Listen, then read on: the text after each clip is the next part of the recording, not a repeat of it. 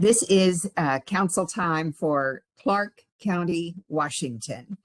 We are meeting on Wednesday, April 27, having just completed another couple of processes, the Board of Health, and another special meeting on redistricting. Following the council time agenda today, we will have, and it will be announced right prior to that time, a couple of executive sessions dealing with potential action from pending litigation. So let's begin with old business for council time, and starting with the minutes for April 20. Is there a motion for approval? Motion to approve, Madam Chair. Second? Second. Any objection? And hearing none, those minutes are passed as written. Next, we turn to item 1.2, CPACER staff report and ordinance. Is this going to be led by you, Kathleen, or other staff? I will have Lindsay provide the overview. She did send the email to all the council with some proposed changes. So Lindsay, if you're available, that would be great. Thank you. Good morning, Council. So what you have before you is a ordinance to update our CPACER ordinance.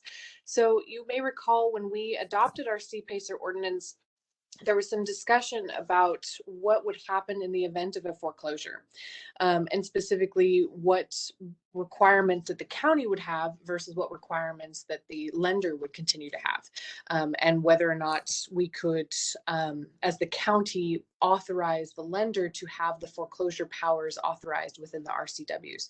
So during the legislative session in 2022, the legislature passed and the governor signed House Bill 5862, or excuse me, Senate Bill 5862, that made some changes to the CPACER ordinance that specifically delineates that the lender will continue to have those powers.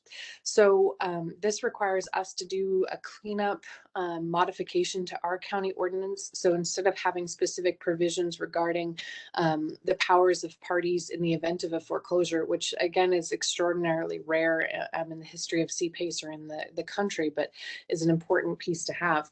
Instead of having us delineate those processes within our statute, we would refer to state statute for their processes. So it doesn't make really any substantive changes.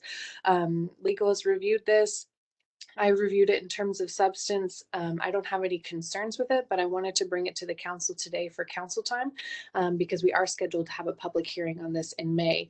I will note that I know of at least one significant project in Camas that's waiting to do their CPACER loan until we get this ordinance updated. So exciting that we have some projects in the queue. And so this will be an important step to helping those projects move forward. I'm happy to answer any questions.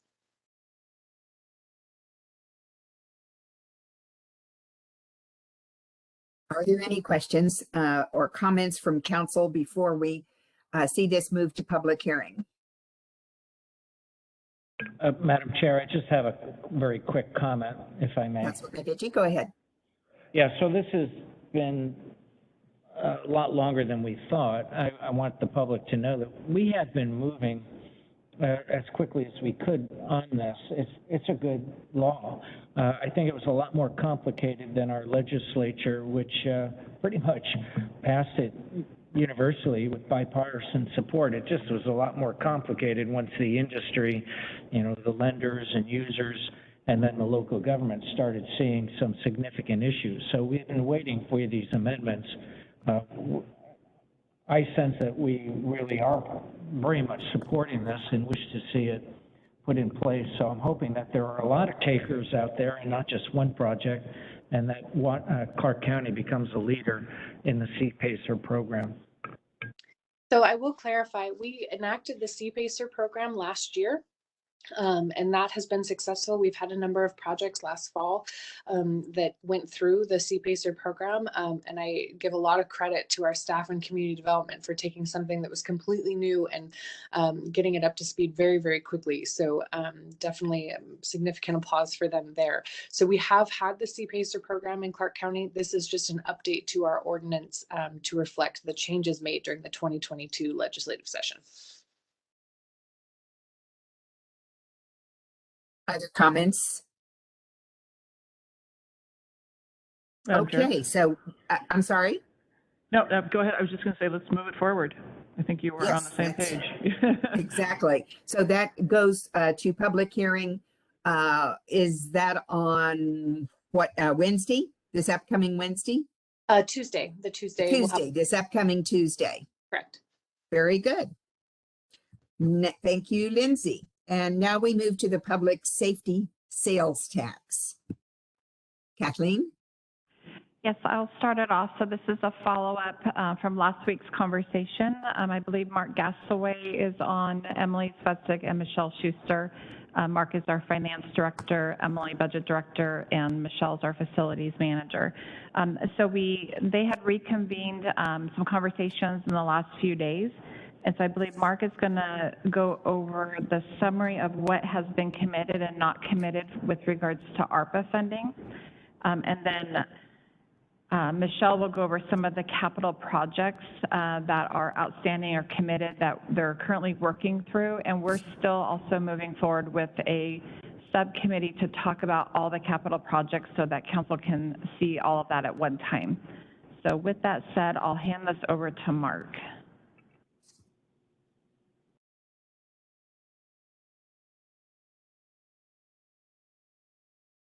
Okay, council, can everyone hear me okay? Yes? Okay, You're very quiet, good, but I hear you. very good. I'm just going to give you a summary. We've been having some discussions with staff about where we're at as far as certain funding streams are available to help you make some decisions. So I'm going to read through a paragraph here of where we believe we are with the ARPA funding. So per the discussion our group has had, there's approximately about 50 million in ARPA funding that has primarily been earmarked for certain things. The largest earmark, and these are not committed funds, again, these are just things that we've talked about earmarking. The largest earmark is approximately 40 million for the relocation and reconfiguration of current office space. This reconfiguration project includes moving the family law annex and the Children's Justice Center, moving the sheriff's office administrative offices out of the basement of the Justice Center, the construction of arraignment courtrooms. So there's various things that are included in this 40 million for space reconfiguration. And Michelle is going to kind of give you a little bit more detail because there's many projects involved in that item. In addition to that item, there's a couple of smaller items. Superior Court is looking for about 2 million to help with their case backlog and some equipment that they need to update in the courtrooms. Some of that will be paid or reimbursed, I guess, through AOC, but we don't know what exactly those numbers are yet. That earmark is about $2 million. And then information technology or information services has come back to us saying that they will most likely be asking for some additional funding as well, as they've set about to update the projects that they've started. They're finding that the cost, and a lot of this has to do with the backlog of materials, the cost is increasing more than they initially anticipated. So with all of those projects, there's about 5 to 6 million that we really don't have an earmark for at this point. However, there are other programs like the community grant program that may be, depending on its success, may want to be expanded. So there are possibilities for that funding to be used in other areas.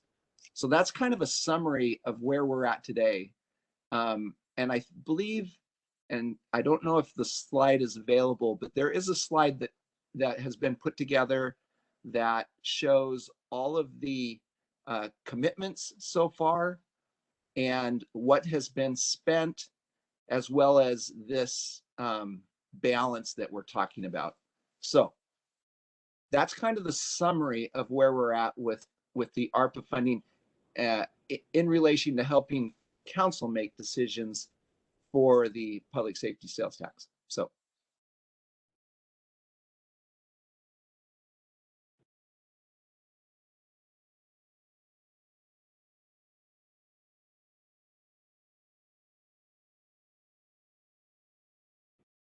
Kathleen, you're muted. Yes, I'm helping staff find the PowerPoint slide to pull up that you can see. There it is. Yes.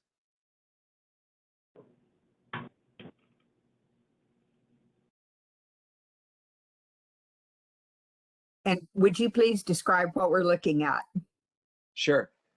This is just a summary of what the county is going to receive in ARPA funding. The first column is what has already been sent to council that you have approved. Not all of it has been spent. Clearly, we're in the process of spending that now. Then the balance at the very bottom line shows about 52 million that is uncommitted. And that's what I was speaking to, that uncommitted. Although it's uncommitted, there are these, and I'm using the term earmarks, these projects that we are moving forward with, that of course, as the projects solidify, they will be coming to council. The bottom piece is just an indication of what we would be able to claim for revenue recovery, whether that is moved. The revenue recovery would actually come into the general fund, which allows some more flexibility, but it's a part of that 52 million. So it's not an additional 30 million. It's just moving it from one fund to the other at this point. So.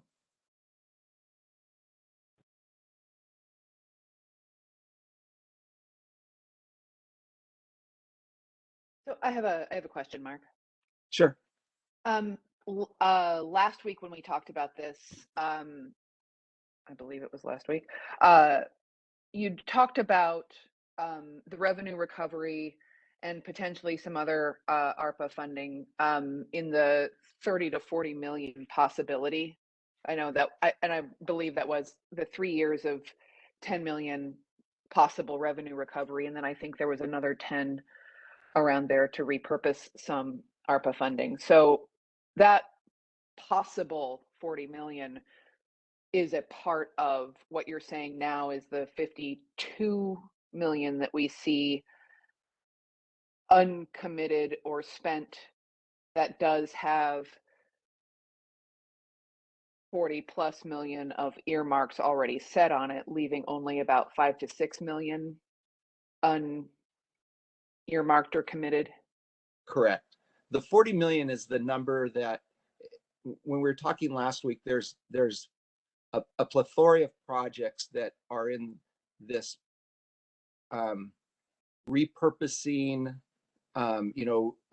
relocation type project that again, there's many components to that.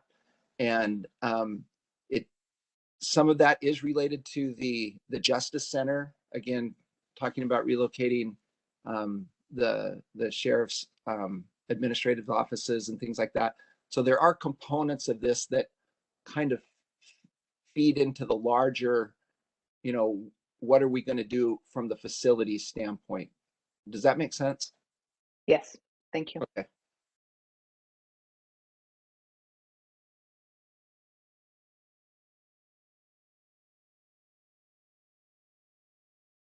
Chair Bowerman, are you still with us? Yes, indeed. Okay, we can't see you, so I just wanted to make sure. Oh. If you're ready, we can have Michelle kind of go over some of the capital projects as well as potential phases on how to move forward. Sounds good. So Mark had discussed that $40 million holding spot. So that would be part of our space planning project efforts. We already have been awarded $2 million of ARPA, which is earmarked in the above lines that you saw in that last graph. But then as we move through the project, there is going to be a lot of build out, moves, furniture, reconfigurations that we're going to have to do, which at this time we're projecting the $30 to $40 million, which is why we've done an earmark.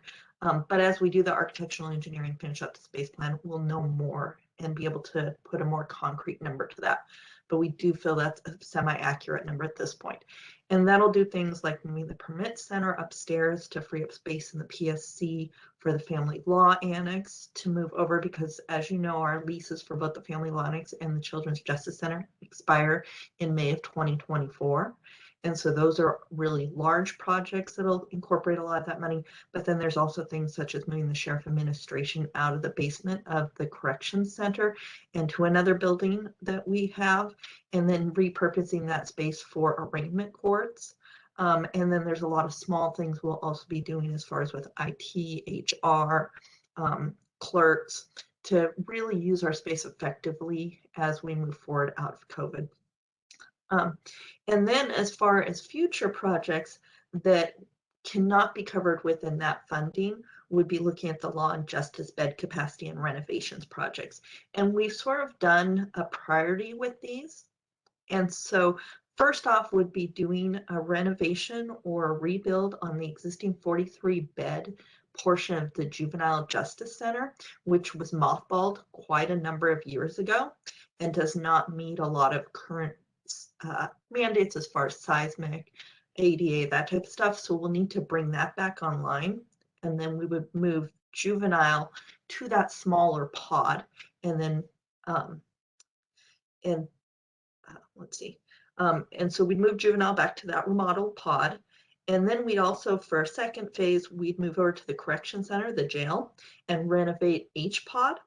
And then with those two renovations, that will allow us to have room to move some of the pods that are currently housed in the jail over to the actual portion of juvenile that's currently housing juvenile detention, and also into the H pod, so that we can start renovating the other pods in the jail, because they are all out of date and needing renovations to them.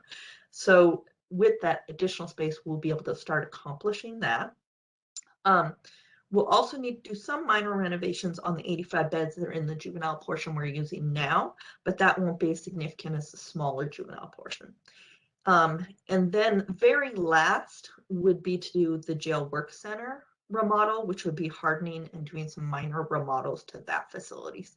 And so those are all things that would really benefit from having some of this law and justice sales tax to be able to accomplish those. And then the third thing we have going on is there are many capital improvements and items that just need to be done to our current facilities to keep them up. And over the years, we have not gotten the money to do that. And so many things have been put on the back burner. And so we did have a facilities condition assessment done in 2019 into 2020 on a lot of our current facilities, not all of them because we could not afford to do them all, but we did our major buildings. And with that, over the next 20 years, we are projecting about $307 million worth of needs for capital and maintenance improvements and updates to those buildings. And like I said, that is not all of our facilities. That's just the ones we did the facilities condition assessment on. And of that portion, about half of it is related to what we consider law and justice buildings on the campus. Our courthouses, our current structures. And so with the renovations that if we did do some of the last ones I talked about with the bed capacity, some of that may be duplicate, but at this time we do have that all added in there. So we've got some significant things to do over the next 20 years to bring our facilities and keep them in shape that we can continue to use our facilities and use them wisely. Any questions?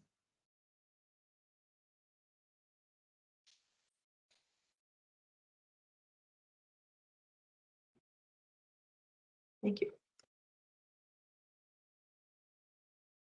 What is going through my mind, Kathleen, is how this would be presented in a voter's pamphlet if it were to go with the sales tax proposal. And simplifying this with clarity is going to be a challenge. Yes, because there are a lot of items that Michelle touched on that may not be eligible also for the public safety sales tax. So there is some options. I know the council has discussed possibly using some of that money for remodeling or support of law and justice, but the primary conversation has been for body cameras. So one option that the council, if you want to consider putting out anything to the voters to really look at capital support, is that you could have two measures on the ballot, one specifically for body cameras and one specifically to support the efforts regarding updating the law and justice facilities.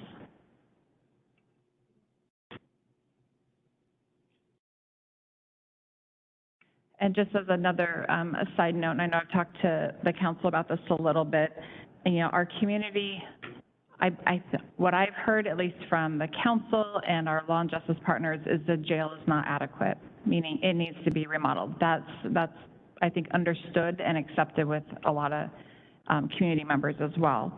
But I don't know how, we hear different things from the community on what they would or would not support. So there's some options on how council can obtain some of that information. One could be something like a community forum where the key people in law and justice, including the courts, the PA, and the sheriff, they would actually really take the lead on what is our current system, what does that look like, answer questions of the community, and kind of get out there and so that there is a common message, because I know some have been talking to community members and others have not. So, you know, people with lack of information, it will be created just to help provide some clarity on that. Another way we could obtain some community feedback is by polling and get out, you know, some questionnaires to the community to see what they are interested in supporting. This would require us hiring it outside just to get it done quickly. It doesn't necessarily mean it's going to delay this public safety sales tax measure that the council is considering. This ballot measure, though, is going to be on the hearing for next week, so we need to talk about what the percentages that the council would like to have go out, and specifically what are we looking at putting on the ballot. Madam Chair? Yes, Councilor Olson. Yeah, thank you. So we have two conversations going. We're continuing the discussion about body cameras and funding body cameras and other miscellaneous public safety type expenses through a public, some tenths of some percent of sales tax revenue. For me, I think the simpler we keep that, the better, and the higher the probability that that will pass. We've got a couple different resolutions here in front of us that we're looking at. I think either of these is fine. When we start talking about jail improvements, remodeling, capital improvements, I think that's a different discussion, and I would hate to see that get muddled into this tax measure. I know how things went last year when we tried to pass the jails and juvenile detention sales tax that could cover a lot of expenses, and it got confusing and it got a little muddled. So certainly there's no question about the need for improvement in our jail spaces and our public safety spaces. And I think we can make that case. And I think that we take the time and we clearly make that case to voters. But with regard to the 1/10 of 1% or whatever we decide we want that to be, it would be my view and my experience in trying to run campaigns for tax measures that we keep that very direct, very straightforward, and very simple. So there's just some comments for discussion. Madam Chair. Yes, Councilor Medvici. Thank you. So first of all, I agree with Councilor Olson just stated. These are important issues if we move forward. with a sales tax proposal on a ballot, we need a lot more information out in the community. These are all interrelated activities that need to be discussed. So I want to refer back to what Kathleen just said. I think there's a great need for the county to support a community forum that has the main stakeholders in justice, with crime rates going up, public comments about not enforcing certain laws or responding to certain calls, and all of that pointing to the lack of jail space in part. These are all interrelated discussions, and so I think we should have the PA. I think we should have the sheriff. We should have the courts, the manager, and county council in a public forum to discuss these issues. I know there have been, and I know the chair has participated in basically a privately or community supported forum on criminal justice, but I think we need to broaden that and have it sponsored by us with the relevant stakeholders as well. So I want to really try to get support for that, because I think we should do it so the public is better informed, and it'll help lay the foundation for a possible sales tax proposal. In addition to that, we've had some meetings with both district court and superior court, and we also had discussion at Law and Justice, the very last meeting, that brought to bear another issue that we really have to get to the heart of, and that's the potential that there may be 400 to 500 cases backlogged in the PA's office right now. Basically, our Superior Court presiding judge made the statement that most of his trial departments right now are idle. They have been open for business throughout the pandemic, except for a very brief period of time when they weren't able to have trials. So the statement by the Superior Court presiding judge was essentially that justice is somewhat halted right now. You know, if you don't get cases to trial, and evidently the PA deputies have been announcing not ready, you don't get pleas, you don't get finality to cases, you don't get them before a jury, and justice delayed is justice denied, and that's a huge component. It has nothing to do with jail space or availability or lack thereof. But all these are related issues. The other thing we need to get before the public, you know, we're not trying to build more jail to incarcerate more people. We just need it available with the available space we have right now. So no judges foreclose from imposing a reasonable bail or a reasonable sentence because of lack of jail space. And as has been outlined by the county manager, that space is readily available if we take these phased steps to reopen some of the spaces that have been idled. But the countervailing argument that we need to educate the public on, and you know, that comes from the collaborative courts, from the probation department, from all the jail diversion programs, all the help by nonprofits and other community partners in providing restorative services to prevent recidivism that doesn't include lengthy jail terms. Those are called best practices in the justice sector today. We need to highlight exactly what Clark County is doing, and the fact that we, at least most of us, support continuing to use those best practices. These are all important discussions that the community should be brought up to speed on, so you don't get the false impression that we just want to warehouse people, we want to build more jails, because that was the opposing, part of the opposing argument in the last voter pamphlet, that we just want to mass incarcerate people, and that's not the case.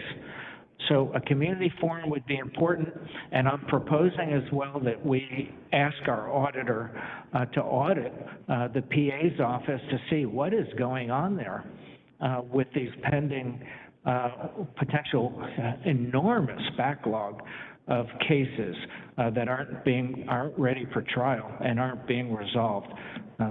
Again, these are all, one informs the other as to necessity for needed jail beds and jail alternatives.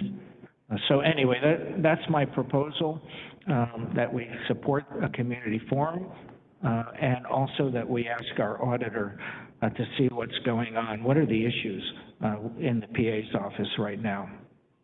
Let's, those are two important and related, but also different topics there. Let's take the backup of cases not being resolved in a moment after we're finished with this. I certainly support the idea of a forum. I have a question though, Kathleen, on how this all relates to the timing. If we go forward with a public safety sales tax in the first ballot, in the August ballot, by what time does that need to be worded and passed and gone through? Because I'm thinking that maybe the forum could not be held prior to that, but if you could tell us about the timing. Yes, and Lindsay, can you remind us on the deadline it's due to the auditor's office? I do know right now this item is set for a hearing next week to put that on the time, or to get that to the auditor's office, but there is, I believe, another week in there if we need to do a special meeting for that public hearing. But Lindsay, can you confirm that, please? Yeah, that's correct. The deadline is May 13th. So the last scheduled hearing that we have is next Tuesday, May 3rd, but we could set a special meeting for the following week. But it's currently scheduled on May 3rd because that's our last regularly scheduled hearing date prior to the May 13th deadline. There would not be time for a forum prior to May 13, would there? Probably not, but we can certainly, reach out to the key stakeholders. It's going to be really on them if they're going to be available or not, and we would have to get it out and the information out into the public. It would be cutting it very tight, though. Madam Chair? Yes. Sorry. Yeah, one thought might be, and I agree, with regard to a public forum, whether it's about the public safety sales tax or whether it's about capital needs for jail improvements and public safety and law and justice improvements overall. It could also be part of, if we were to decide to go forward, I think we all agreed previously that August is probably the best opportunity to get this passed, that it could be a forum, a public forum with regard to informational purposes, not campaigning, but informational purposes. We could do that as part of educating the community about what the sales tax would do and why we're asking for it and where some of those funds may go. So I don't think we have to choose one or the other. If it's our policy decision that we agree body cameras are important, that this is the best way we think we can get them funded, it will also raise additional revenue for other public safety related activities. We can put an informational program together and multiples of them, frankly, between now and August. So I see Kathleen's nodding. So it wouldn't preclude our ability to reach out to the public for informational purposes. I concur with that. What I had suggested be a separate discussion was an audit on the backup of cases, because that is related, but also a separately approached topic, I think. So I personally would prefer the forum notion over the poll that you had mentioned, Kathleen. I think a poll sometimes gets a segment of the population and not the totality of it to really give us the sense of direction that we can get from dialogue. Dialogue is so good for understanding where people stand, and that can happen in a forum. So I too would like to see that. how would you suggest that that be scheduled and pursued? Again, I will reach out to the sheriff and the courts and the PA because they will be instrumental in that conversation, and find a date that works for them, and then we can coordinate with your calendars, set up that we can talk about what we're looking at for the body cameras. We can talk about the jail conversation that we had. I can provide that summary and another in that setting as well if needed, and even solicit questions from the community prior to the forum so that we can have be fully prepared and ready to have that conversation. That sounds very good. My personal take on it is that we should select a date when the sheriff is available. We've heard other things from the sheriff, but not this. And I think it would be important for the public to know if he is supportive, and if so, what are his thoughts? Other comments from council? On that topic, is there anything else that you need from us, Kathleen? Yes, I think we're going to need some direction on the public safety sales tax measure on the percentage in which council is agreeable to. And if you want to move forward with that hearing on next Tuesday or continue that hearing the following week. Council? Madam Chair, Yes. I would support going ahead next week. We have, we can discuss the, 1/10, 2/10, 3/10. And then we have two resolutions in front of us. One of them, and this is for the same, it's just one of them, there's different whereases, correct? Kathleen, yeah. Yes. And we have a draft, I believe Lindsay has sent out draft resolutions to also give to the cities. Right. For them to openly, and maybe they would be included in this forum as well. We could include the cities. Right. Yeah. So in one of these drafts, there is a whereas that includes provide critical law and justice services in Clark County, including body-worn cameras, increased staffing for the sheriff's office, and other expenses.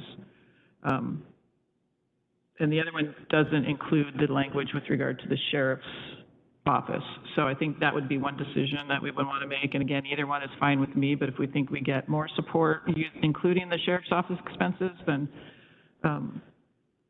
that makes sense to use that language. So.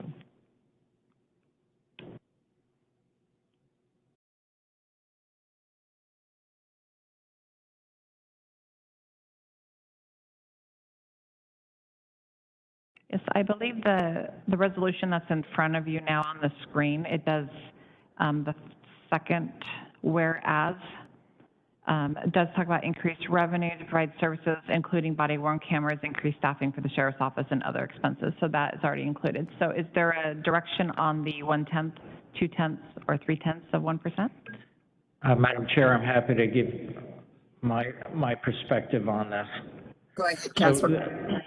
the figures that we've been shown over the last, on the one-on-ones and also our last work sessions with Mark, there are some unknowns, but also some fairly solid forecasts with our sales tax revenue increase during the pandemic and elsewhere. But we know we have all these additional expenses that don't have resources right now. I mean, I'm not in favor myself of raising taxes. I am in favor of putting it to a vote of taxpayers because we need a sheriff's department that's a model for the state, and we have a lot of investment we need to make. So public safety is a foremost service that we provide as a local government. And we really don't have right now, and traditionally have not had the necessary resources to properly fund such things as the sheriff's office salaries. They're entitled to family wages as well, and they need to be competitive. So we need to get the body cams and dash cams and all the full-time staffing behind it. We need to make the jail remodel project move forward. We need additional revenue. And so I want to have these forums and fully educate the public and allow them to decide. And I'm hopeful that the cities will see the benefit as well and join in this. But I think the figures that Mark has shown us indicates that a tenth will get us where we need to be as far as having everything pencil out at the end so we can make these investments, both capital and wages, and all of the programming that we need in the justice sector for public safety. So I would want to move forward a tenth. I don't think that we need more at this point. Did you say 1/10 of 1%? One tenth. Thank you. Okay. Chair? Yes, Councilor Yes, Lenz. I also support 1/10 of 1%. I think that is, it makes sense to ask the community for the least amount that can meet the needs that we've expressed at this point. While we know we will have other needs soon, we just don't have the information to solidly make that case yet. And I agree with what Councilor Olson said earlier, that we need to keep this as simple as possible, so that we are very clear and direct about what it is we're asking for. So I believe that we can make the case for 0.1% for the items, including body and dash cameras, that we need right now, and that's the direction we should go.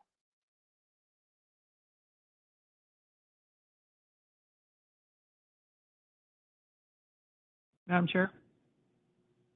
Yes. Councilor Olson. I concur with 1/10 of 1%. As do I, so I believe that is unanimous.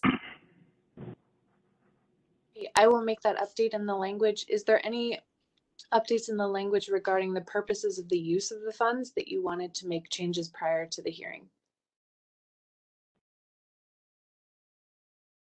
As currently drafted, it includes the language as far as body-worn cameras, sheriff's office staffing, but that language, we have a word limit, so we can't, it can't be terribly lengthy, but we can certainly make any changes that the council would like as far as the enumerated purposes in the including but not limited to section.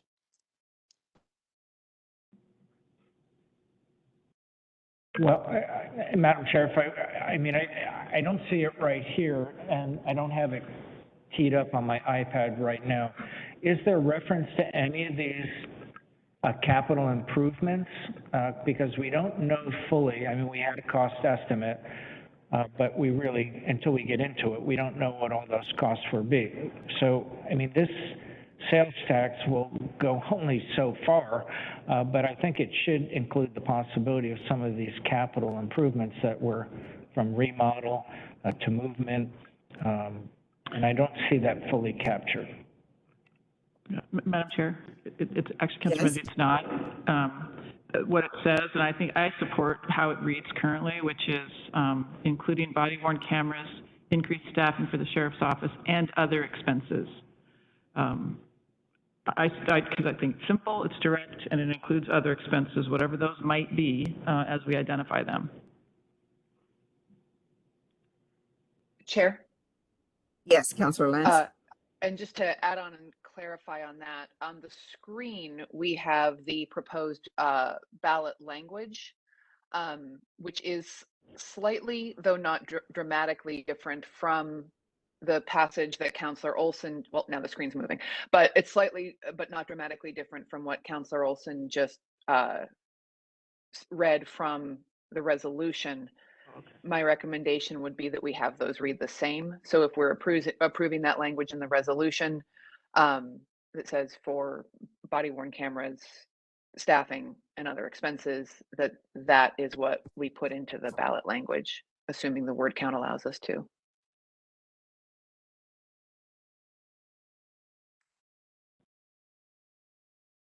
Perfect. I can make that change and get that thoroughly consistent, and then we'll have those materials able to be posted.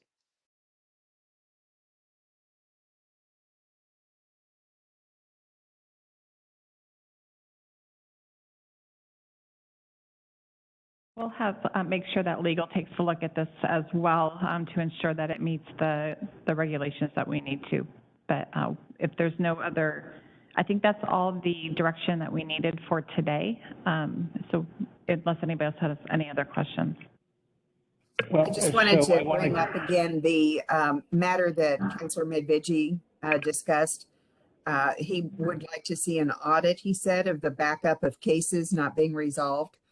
I am unfamiliar with the details on that. And if there are hundreds that are backed up, that certainly is of concern. Would it be possible for us to get a report on that at our next meeting? I can certainly ask the PA's office what they know about their backlog and report information that we receive, yes. If there either is no report or if the numbers are very high, then I would be inclined to support the audit, but I would want to have those numbers hopefully before moving forward on that. So thank you for getting that that assistance. Okay, so let's review here. What have we decided? It's 0.1%. A resolution will, the resolution that Lindsay is reworking will go forward to hearing next week on May 3rd. And we will have a forum as soon as Kathleen determines the ability and schedules and so on for other key stakeholders to participate. And what have I missed? Madam Chair, I think the only other thing that I would ask in terms of process or steps is if it's after we pass the resolution or consider the resolution next week, that then we reach out to the cities. I think we have a draft resolution for the cities as well, that we can start the next steps in the process. Thank you for bringing that up. Would it be appropriate, Kathleen, for the cities to participate in the forum? I do think it would be appropriate, and I think we should extend it to everybody who sits on Law and Justice Council as well. Very good. So that will get the awareness with the cities sooner rather than later, which is key since they would receive 40% of these funds. So, Madam Chair, I concur in that, and I'm trying to give some space between what are related but two topics. So I'm not sure what was covered with you in one-on-ones, but basically in my one-on-one, I heard from another branch of government, our judiciary, that they're well aware of the 400 to 500 trial backlog, case backlog. I think that calls right away for an audit so we can get to the heart of this. And so I wanted to clarify, so you don't favor having an audit until you've given the PA's office an opportunity to provide their own report? Is that what you're saying? Well, I have heard, I did not have this discussed during one-on-ones as you did. And so maybe others did, or maybe they didn't. But the only discussion of the numbers that I've heard is at this moment. So yes, I would like to know more about that before asking that an audit be done. I would agree. I also agree. So with that in mind, I think we have covered item 1.3. And thank you, Councilor Medvigi, for bringing up this other matter, because it is something that it certainly sounds very important to us all. Let's move now to item 1.4 on the Washougal Pit Road dedication. And I understand, Kathleen, that there has been a request. Yes, that is correct. So as you remember, Jamie Housley and Steve Hornstein requested to come before council during council time to present their side or their ask for the Washougal Pit Road dedication. The Friends of the Columbia Gorge is also now asking for that same time with the council to come forward and have a discussion during council time prior to the council considering any action on the road dedication. So the ask today is council supportive of opening up a council time agenda item for that group to come and talk to you? With the same time limitation that was given to the other side, to Jamie Housley and so on, I would be fine with that. I don't remember what that time limit was, but let's adhere to the same. Are there any other comments from council? I'm supportive Yeah, of I that. support that as well. I mean, we are the gateway to the gorge, and my district as it exists, I want to hear from the Gorge Commission, so they should have equal time. Agreed. I think that's 4. Is there anything else on the Washougal Pit Road dedication for today? No, that's the only item for today. Thank you. And when do you anticipate that this is going to be an item for consideration on our agenda? We'll be reaching out to them today, and this, I would anticipate in the very near future. They did put in a public records request. They received all the documentation about 2.5 weeks ago, so I would hope that they've been able to review that all now, but we will be reaching out and I'll let you know, but hopefully it'll be sooner than later. That would probably be in May in that event, Kathleen? Yes, because we don't have another meeting until May. But yes, it'll probably, yes, it will be in May, hopefully. If not, I will communicate that back. And I did mean May as opposed to June, just so you know. Because sooner sounds good. Okay, let's move on to new business. There are some proclamation requests. Lindsay, is this yours? Mm-hmm.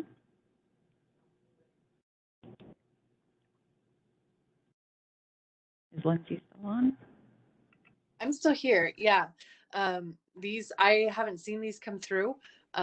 So the first, but I can go ahead and talk about them.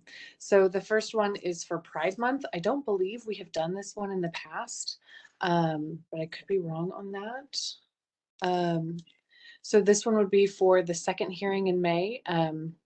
This is for LGBTQ Pride Month to designate June as Pride Month within Clark County. And I'm looking right now to see if we've done this one in the past. I don't believe No, we haven't done this proclamation in the past. This was brought forward by a couple of counselors to add this to the agenda today. Yeah, if I may. Go ahead, Councilor Lentz. Yeah, this was sent forward from the PFLAG organization here in Clark County, the Parents and Friends of Lesbians and Gays, asking the council to consider doing a Pride Month proclamation. I see that we're talking about potentially putting it on for May 17th because they're asking for the recognition of June, which is the national recognition of Pride Month. I could also see this going the first week in June, because we're looking at 3 potentially today. If they all got approved, that could be a lot. So I think there would be no problem with them receiving this in June, the first week of June as well. On the version that I received, there were a lot of whereases, but no proclamation at the end. Is it here? No, there's nothing. So I would be happy to rework that with staff so that there's a proclamation. that's what we would usually do. Yeah, we'll take the draft recommendation from the constituents and then put it in our typical format. Oh, this is all from the parents group. Is that correct? Yes, this is as submitted by them. I see. I see. Yeah, so we will see this again. Correct? And Before it goes forward. Councilor Olson? that's okay. I was waiting for Lindsay to answer your question. I apologize. Yeah, I would support this once it's in our format and there's an actual proclamation at the end. If there's any language we want to, or other things we want to consider, but generally I would support going forward with this. Let's move then to Dementia Friend. Did someone in this group bring this forward? I did not know what a Dementia Friend is. So I looked it up online because it is an organization with a capital D and a capital F. And it turns out that there are over 100,000 members nationally of this organization. And what it involves is viewing some videos that are put together by an organization. And I'm sorry, I've forgotten which organization put them together, but that's what this is. So at the bottom of this proclamation, if you wouldn't mind scrolling down there, where it says that we urge all county residents to learn more about dementia, sounds good, and to become a dementia friend. I don't know that we would urge all county residents to do that, to watch those videos and sign up. After they watch the videos, they sign up to become a friend, and then they're counted in the numbers. So I would like to see a little reworking of this one by staff as well before it goes forward. Madam Chair? Yes, Councillor So Olson. yeah, thank you. So you're talking about the very last, the now therefore? Yes, and up in the whereases, it talks about dementia friends a little bit too. So yeah, just to rework this a little bit.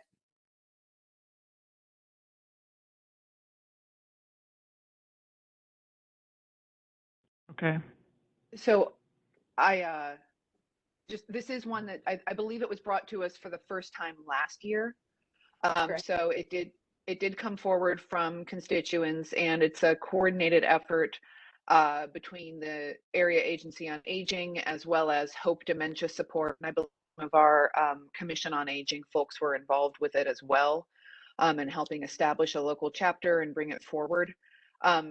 I don't necessarily have a problem with slight modification to the last sentence. Perhaps if we do make that change, perhaps staff could reach out to them to be able to work together on finding a mutually agreeable adjustment.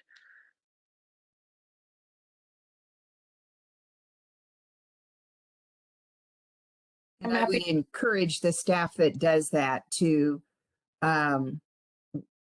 watch those videos, because yeah, I'm not sure that that's something that we want to suggest that all county residents do.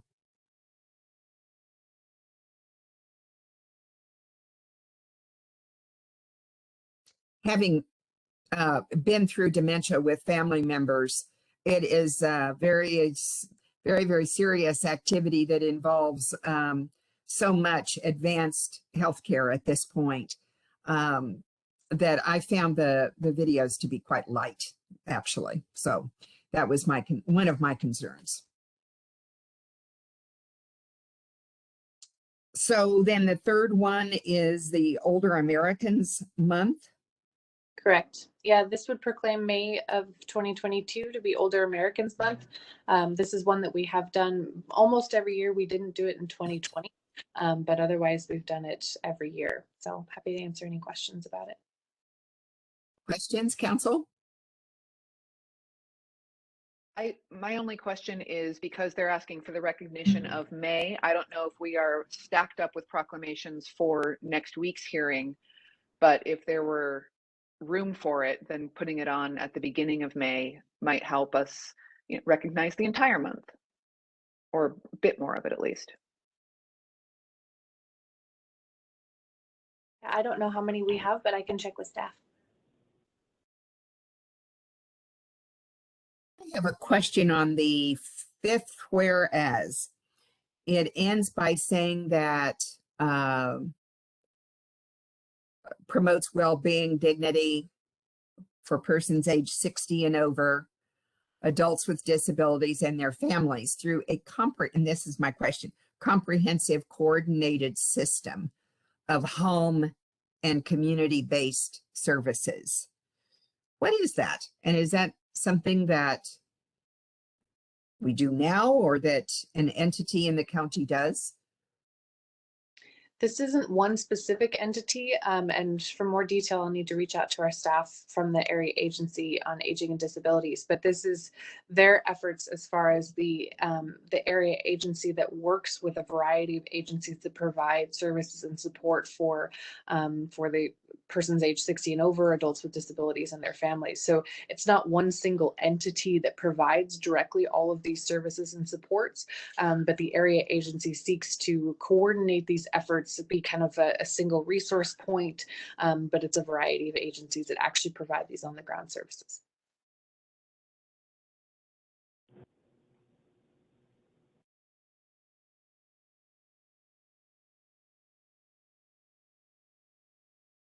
And you're going to check and see if we have room on next week's agenda for this? Okay, but we're going to check on that if it's possible. Yeah, regardless, we can put it on for next week's agenda. Okay, and I'm okay with how it reads. I just don't know what it means. Because the area agency on aging and disabilities, I'm not familiar with them providing a comprehensive coordinated system of home and community-based services. So I just am not familiar with what this is calling for. I think that when we pass a proclamation, it's really good for us to know what it is calling for. So it's recognizing the work that is done by the area agency that really seeks to coordinate those efforts. So they listen to the needs that are met, and then they help provide contact to the agencies that provide those specific supports that are needed for that individual or families. So it's coordinated in the sense of they're kind of a hub and spoke. So they come in, they hear the concerns, they provide the referrals and resources out. So it is coordinated, and it is, they're working together with all of the entities to try and say, rather than this disconnected, disjointed, here's a place where somebody can come and receive, kind of that comprehensive look at the services they might need and referrals out for those providers in the community. Well, I look forward to hearing more about it and understanding what it is, where they are, how it works. That would be good to know. Any other comments? Okay, so we'll see that on the agenda next week. Is that correct? Yes, we will add this proclamation to next week's agenda. Okay, very good. Are there counselor reports?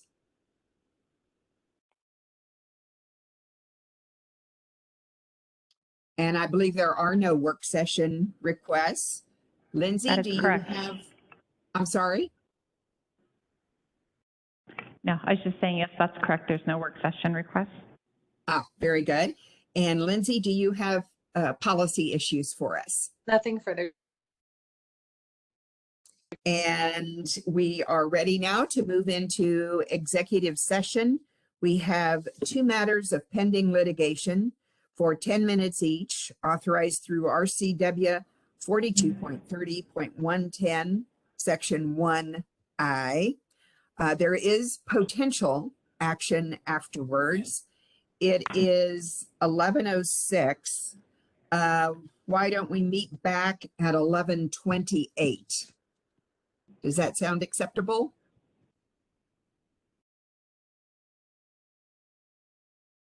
So we are moving until 11:28 back in this room to end council time. Thank you.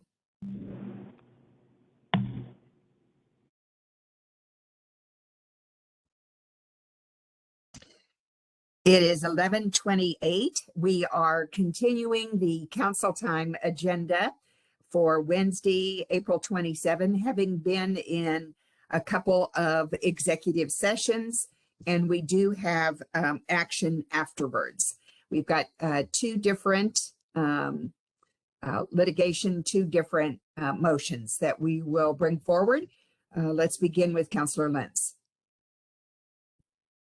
Thank you, Chair. I move to approve the proposed reimbursement and release agreement related to Clark Regional Wastewater District's participation in the 10th Avenue Bridge project and authorize the county manager to sign the agreement on behalf of the county. I second that motion. Okay. Is there any discussion? We'll go ahead and vote. All those in favor signify by saying aye. Aye. Aye. Aye. Aye. It is unanimous. Thank you. And now we move to Councillor Medvigi. Thank you, Madam Chair. I do have a motion to approve the proposed settlement agreement and release of all claims relating to the lawsuit entitled Anna Kuhn versus Clark County et al., and authorize the county manager to sign the agreement on behalf of the county. Second. Is there a second? Second. Discussion? We'll vote. All those in favor signify by saying aye. Aye. Aye. Aye. And again, it is unanimous. That concludes our council time agenda and the executive sessions therein. So this meeting is now adjourned.